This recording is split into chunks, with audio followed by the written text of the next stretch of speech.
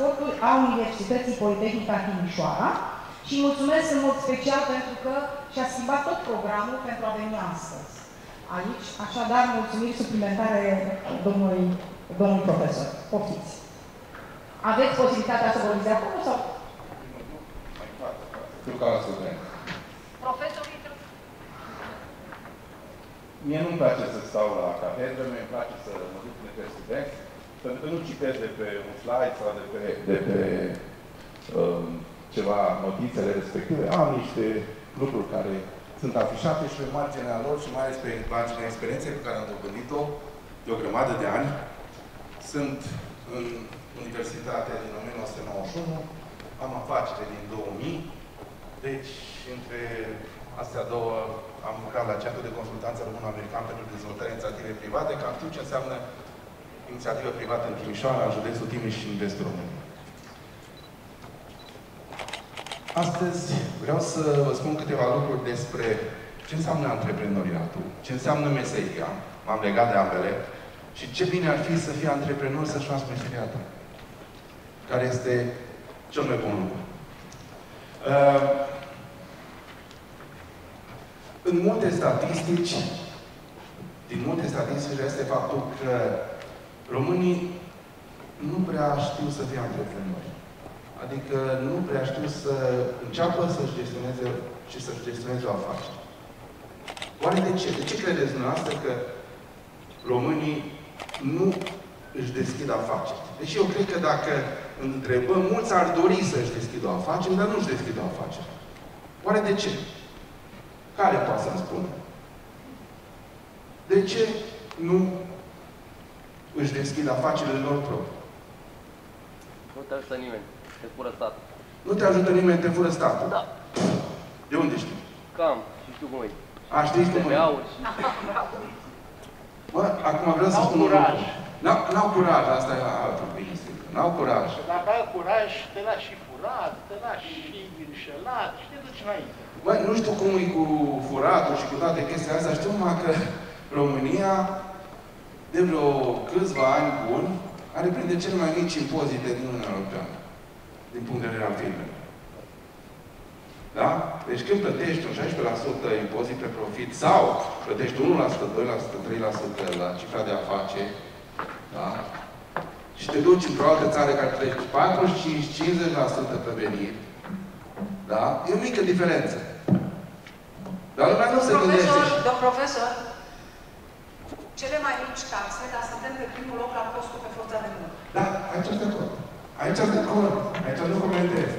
Da? Dar ne luăm și vorbim. Eu o să mă leg și de antreprenor și de meseriaș. Da? Deci, nu putem spune că la noi e cel mai rău. Pe noi ne fură, pe noi de nu știu ce, pe noi de nu știu cum. Poți să-ți bage pe țăroare. Poți să-ți bage pe țăroare. Poți să-ți facă greutăți. Poți să-ți facă greutăți. Dar nu te poate termina, scuze. Mai ales dacă ești mic. Nici nu are interes. Dacă ești foarte mare, atunci au niște interese anumiți și nu vorbim de ea foarte mare. Dar de ăștia foarte mici, chiar nu are nimeni interes să te scuture foarte tare. Dacă tu ești corect, atenție! Că dacă mergi de la început cu ideea, bă, cum pot ciupi de aici, cum de aici, mă, impozitul ăla să mă plătesc, păi uitați-vă la ăștia cu pensiuni când spun, dom'le, nu mai are rost să nu-i dau bon, că sunt atât de mici taxele care trebuie să plăteze, nu merită să mă risc pentru 5% în plus cât aș câștiga dacă nu i-aș da bon, sau 6%. Și mai bine îi dau bon, sunt liniștit și am rezolvat problema. Dar ce antreprenoriatul? Mă încadrez în 15 minute, mi-a dat 15 minute. Păi de ce să te oprezi aici? Dar foarte bine, da. Antreprenoriatul este un proces ce constă în identificarea și urmărirea unei oportunități de afaceri în scopul valorificării acestea. Antreprenoriatul este, în primul rând, un mod de gândire. Să gândești pentru tine, dar să gândești pentru alții. Că asta este. Atunci când ești antreprenor, n-ai numai grija ta, ai, zic eu, în primul rând, grija altora. Adică celor care lucrează cu tine. Un antreprenor nu lucrează 8 ore, vă garantez. Un antreprenor lucrează 10, 12, 14 ore pe zi și sâmbătă câteodată, câteodată chiar și duminica. Da? Și nu se plânge când are cui. Lui. Eventual în familie, la nevastă, la copii sau la soț, la copii și că de asta n-am timp că sunt antreprenor. Da? Deci Asta e un lucru care trebuie să ne dea de gândit. Dacă nu-ți place să ai mai mult de 8 ore pe zi, ai 9 cu dus, întors, atunci nu te faci antreprenor. Pentru că tu te angajezi, n-ai nicio grijă, îți faci treaba, ai plecat, n-ai nicio grijă. Asta are grijă să dea salarii, are probleme cu găsirea forței de muncă, are probleme cu oamenii că pleacă, are probleme cu concurenții că nu-s cum trebuie, are probleme cu statul că poate că îi bagă bețe în roate. Are 1000 de probleme, dar dacă nu încerci, nu poți să faci. Bun! Dacă pleci la început cu ideea că, băi, e greu. E greu! Da, e greu. Nimeni nu spune că e ușor. Da? Da. Da. Antreprenorul este o persoană care a identificat o oportunitate de afacere și care este dispus să-și asume riscuri pentru a o pune în practică. Asta e a identificat ceva. Mulți mă întreabă, domnule, am niște bani, ce m-a sfătuit să fac? Are. Să știți că sunt. A început deja lumea să mai strângă bani. Da? Un fel sau un altul, nu comentăm. Deci, au bani, mai mult sau mai puțin. Ce am putea să facem? Zic, ești dispus să riști? Apoi, nu vreau să risc. Atunci pune în depozit bancar, 1% maxim dobândă și asta este. Și riscul este 0. Până la 100.000 de euro nu riști nimic. Nimic. Da? Vrei să riști ceva? E o mică problemă. Da? Riscul. Nu numai bani. Riscul înseamnă timp. Și cum am spus eu, timpul tău este extrem de limitat. Lumea se uită la un antreprenor, da, că poate are o mașină mai bună, poate, eu știu, să pleacă mai ca lumea, dar nu se uită cât timp are el să-și facă alte chestii. Da? Un antreprenor la început, și nu vorbesc de ea care au deja 20 de ani de experiență și pot să își delege atribuțiile spre alții. Nu vorbim de el. Dar de unul de la început. Ăla trebuie să muncească. Ăla trebuie să-și asume. Ăla trebuie să învețe non-stop. Da? Să nu se creadă Dumnezeu și să zică că știe orice. Da? Să lucreze cu oameni care pot să-l ajute, să lucreze cu consultanți care pot să-i dea consultanță ca lumea, să acceseze fondurile de la domnul Pășcuță și în alte părți. Da? Pentru că sunt și fonduri așa. De la bănci nu-i dă nimeni la început, că e zero, nu are nicio experiență. Ce pot să zic? Mă duc să-ți dau bani. De ce? Păi vreau să fac aia. Experiența. Păi acum am început. Ce garanție ai? Că n-am garanție. Atunci nu te știi pe mine. Dar nici nu asta ca să fii bancher. Și vine cineva la noastră care nu a făcut în viața lui afacere. Care, ok, n-are nimic să garanteze. I-ați dat bani. Sincer. Nu i-ați dat. Că băncile mai fac și alte chestii și nu mai comentăm. Dar de aici plec eu. Și vă spun, la începutul carierei mele, acum 20 ceva de ani, în perioada când o premiam pe doamna Grapini de managerul anului, în 1999, nu? Așa a fost. Da. Da, în 1999 am luat managerul anului. Și business-ul durează și acum. Și aveam niște clienți care mi se păreau extrem de serioși. Bănci zicea că nu le dau băncile credite și nu știu ce. Și erau serioși, aveau afaceri. Bă, zic, băncile rele, zic, băncile astea. Ce oameni și ce nu știu ce. Și numai peste vreo 2 ani, unul dă faliment și lasă o gaură de nu știu cât, altul nu știu ce, lasă statul. Și mă gândesc, bă, ce bine au gândit băncile când au dat și nu au rămas ei cu pacul. Da? Nu vorbim de nume. Bun, dar aici nu pot să nu intervin. Băncile au gândit parțial bine. Parțial, nu total. O politică corectă a băncilor ar fi să fie un echilibru între dobânda care ne cere și dobânda care ne dă la depozitul bancar. Și depozitele care le dă. Tu m-ai premiat în 99 ca managerul anului, dar eu, o să-ți dau un minut că vorbesc eu acum, dar eu am pornit afacerea în 1994 cu plan de afaceri. Banca mi-a acceptat planul de afaceri.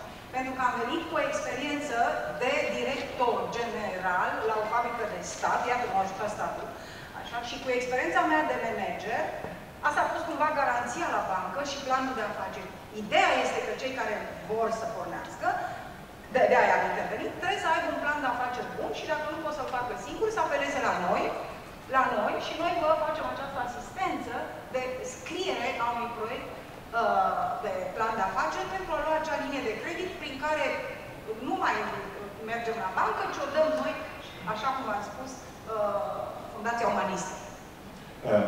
Am zis bani. În al doilea rând, negativ. În al treilea rând, nervi, care nu sunt puțini, sunt mulți.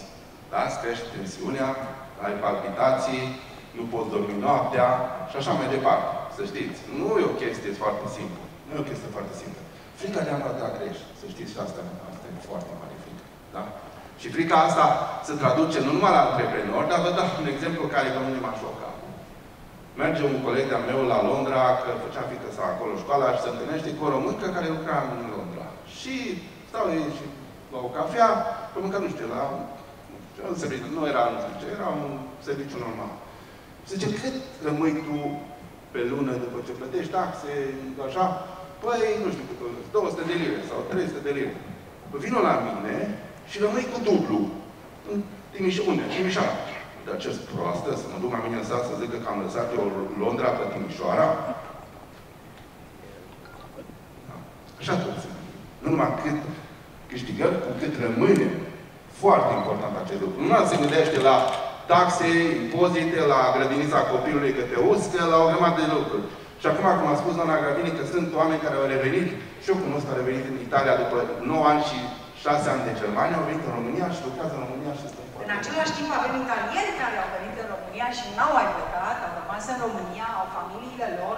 Eu cunosc foarte mulți de la Antonio Pasarelli care au venit și s-au instalat aici, foarte mulți italieni care au găsit, pe de o parte, un loc prielnic pentru dezvoltarea afacerilor, pe de altă parte, să recunoaștem un mediu, un ambient bun, românii sunt ospitalieri, până la urmă facem parte din aceeași familie. Vorbim tot atât de mult. Vorbim tot atât de mult. Bun, mai ai un minut și... Nu, un minut, dar mai am 2 minute după ceas. Și cu unul care mi-a dat. Meseria învățare de la prof. Ce meserie e o profesie? Din lecția asta. Sau îndelenicirea bazată pe un complex de cunoștințe obținută prin școlarizare și prin practică, care permite celor care le posedă să execute anumite operații, etc. Îndelenicirea meseriașului, meșteșug și așa mai departe. Următorul, că asta mă interesează, meseria poate fi practicată să lucrezi la o firmă, da? Sub conducerea unui șef, să lucrezi singur, one man show, te duci, faci, iei o casă, o zugrăvești, poți să fii unul singur, da? Sau să te transformi într-un antreprenor și deschizi o entitate comercială. Faci o afacere. Da? E următorul pas. De la următor, da, ăsta e cazul fericit care îl recomand tuturor. Da? Este acela în care un antreprenor își pune în practică o firmă pe baza meseriei pe care o cunoaște. Și mai ales atunci când, în cazul ideal, meseria egal cu hobby-ul lui. Când o face de plăcere. Când faci meseria de plăcere, nu te mai duci la lucru, îți faci un hobby. Nu știu cât sunt eu sunt profesor universitar și mă duc de plăcere la școală, să știți. Deci, nu mă duc că trebuie să mă duc acolo. Vă garantez, mă duc de plăcere, mă încarc cu energie pozitivă de la studenți. Acum au fost anul de pandemie când am suferit groaznic în fața unui ecran. Da? Și am încercat pe cât posibil să aducem studenții la școală. Am fost trei facultăți din Universitatea Politehnică au adus studenții de anul întâi la școală la început și una a fost a noastră. Da? Ne mândrim cu treaba asta. Dar și studenții au fost super happy că au văzut ce înseamnă să fii student. Că alții n-au văzut universitatea decât în poze. Da? Dar ei au terminat anul întâi. Și așa mai departe. Dar în final, uitați ce a spus și doamna europarlamentar, identifică o oportunitate să-ți faci ideea de afaceri. Fă-ți un plan de afaceri și de bază și cel puțin o alternativă că, bă, varianta 1, varianta 2. Știi, să am tot timpul și varianta 2. Să nu fiu tot timpul foarte optimist, nici foarte pesimist, mergeți acolo pe alea de mijloc, să vezi ce ai nevoie din punct de vedere bani, timp, resurse, așa și așa mai departe. Și dacă ești dispus să-ți asumi un risc, mergi înainte. Următoarea. Asta e finalul. Vă mulțumesc frumos. Și dacă aveți întrebări, m-am întrebat exact ce Da, pe vremea când făceam și eu mentorat, pentru că știți când se maturizează afacerea, când ai multă experiență, când ești premiat și recunoscut că ai avut o afacere de succes, începi să faci mentorat, pentru că până la urmă noi trebuie să fim solidari și să facem acest transfer de cunoștințe. Adăugam, domnule profesor, când făceam mentorat, la pașii aia, sau, mă rog, punctele care ați spus ce trebuie să faci ca să fii un antreprenor. Eu, primul lucru, spuneam că trebuie să te analizezi dacă ești sănătos 100%. Nu mă refer la cap, sănătos 100%, pentru că ești curat la 220. Deci nu mai ai decât pe Dumnezeu deasupra capului, ca să-L întrebi ce faci tu când apare un blocaj, când n-ai încasat, când ți-au fugit clienții și nu mai ai de unde să iei banii, când trebuie să dai salariile, când trebuie să plătești taxele, nu mai ai la cine să te duci, decât mon Dieu, Dumnezeule Doamne, ce fac eu? De aceea trebuie să fiți sănătoși, pentru că asta e, Dumnezeu nu ne lasă cu capacități. Să știți că pe mine mă întreabă foarte multe lume cum am atâta energie. Bine, eu nu spun ce vârstă am, clar. Azi noapte am venit de la curse. Și eu le spun așa, aceste capacități fizice și intelectuale le ai, evident, de la Dumnezeu. Eu sunt un om credincios și asta spun. În același timp, este și un exercițiu fizic. Eu am fost atletă, am făcut sport, spun așa, că dacă nu lucrăm, devenim pasivi, la un moment dat ne retragem, la un moment dat lucrurile astea obosesc și îmbolnăvesc, știi? Și atunci, îți două lucruri. Unu, să fii sănătos, să pornești atunci cu curaj, pentru că, da, există stres. Și doi, să începi să-ți folosești